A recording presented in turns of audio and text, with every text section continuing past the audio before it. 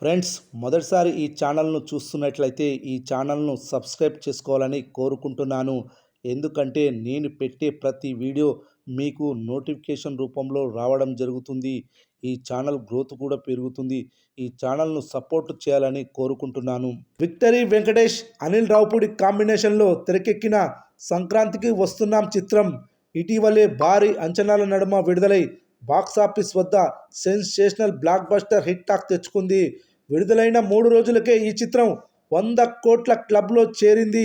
కేవలం మహేష్ బాబు, పవన్ కళ్యాణ్, ప్రభాస్, రామ్ చరణ్, అల్లు అర్జున్ స్థాయి హీరోలకు మాత్రమే సాధ్యమయ్యే ఇలాంటి వసూళ్లు ఇప్పుడు సీనియర్ హీరో అయినటువంటి వెంకటేష్కి సాధ్యపడడం అందరినీ ఆశ్చర్యానికి గురి చేస్తుంది. ఈ సినిమా థియేట్రికల్ రైట్స్ కేవలం 33 కోట్ల రూపాయలు మాత్రమే. కేవలం 2వ రోజు మ్యాట్నీ షోస్తేనే బ్రేక్ ఈవెన్ మార్క్ అందుకొని గేమ్ చేంజర్ ద్వారా నష్టాలను పొందిన బయ్యర్స్ లాభాల పాట పట్టించింది.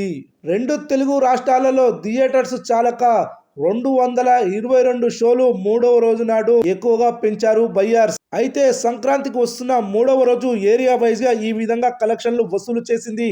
నైజాం 4 కోట్ల 20 లక్షలు, సీడెడ్ 2 కోట్ల 30 లక్షలు, ఉత్తరాంధ్ర 1,75,00,000, ఈస్ట్ గోదావరి జిల్లాలో 1,20,00,000, వెస్ట్ గోదావరి జిల్లాలో ₹1,00,00,000, గుంటూరు జిల్లాలో 1,15,00,000, కృష్ణా జిల్లాలో 1,10,00,000, నెల్లూరు జిల్లాలో 50 లక్షల షేర్ వసూళ్లను రాబట్టింది.